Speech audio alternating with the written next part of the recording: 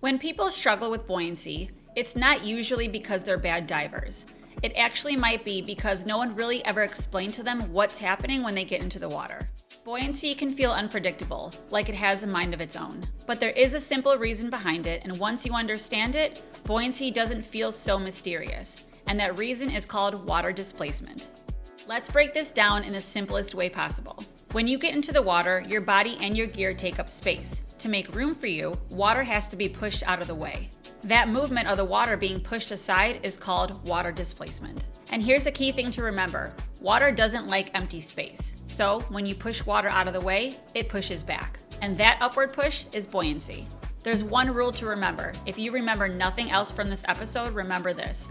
The more space you take up in the water, the more the water pushes you upward. And that single idea will explain floating, sinking, and hovering. That's why a large, lightweight object can float like a beach ball, or a small, dense object sinks like a shell or a rock. It's not about effort or force, it's about volume and how much water gets pushed aside. So here's a simple demo that I'm gonna do. When you put an empty cup upside down into the water, the cup traps air, and that air takes up space. The more something takes up space, the more water will get displaced. Now remember, water doesn't like space, so the water starts to push back. That upward push you feel, the resistance you feel in your hand, is the buoyancy force. That resistance isn't the cup fighting you, it's the water reacting to the space that the cup takes up. Now imagine filling that cup up with water.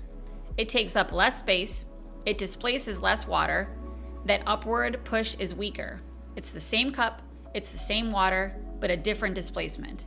That's buoyancy in action. Now, how do we apply this to scuba diving?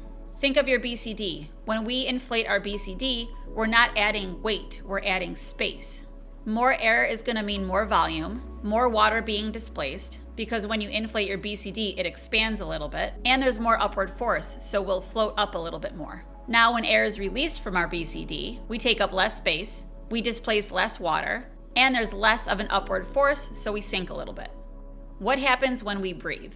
Even your breathing will change displacement. When you inhale, your chest expands a little bit. That tiny increase in space means a little bit more displacement, so you'll rise up a little bit. Now when you exhale, you're taking up less space, and you sink a little bit. With practice, breathing becomes a fine-tuning tool in your buoyancy, and over time, and with enough practice, you think about it less and less, and it just happens naturally. This is where buoyancy and being calm come together. For example, if you are in an anxious or a panicky situation underwater, you start to breathe more rapidly, and you kind of start to breathe from up here instead of in your belly. When you do that, you might not even notice it at the time, but you're not exhaling as much as you should and as long as you should. Because you're not exhaling like you should be, you're accumulating more air in your lungs. And before you know it, you're shooting up to the surface, which is going to cause a whole other cycle of problems. So you really want to be mindful of how you're breathing underwater. Once you understand water displacement, buoyancy can feel more predictable. Adjustments are more intentional. You stop overinflating and you stop dumping air. Because remember, when you overinflate, you're using air in your tank, and that's less air that you'll have at depth as well. But you also start moving with the water instead of fighting it. So buoyancy and water displacement, it's not magic. It's just the water responding to the space that you take up in it. When you understand that, diving becomes smoother, calmer, and a lot more enjoyable.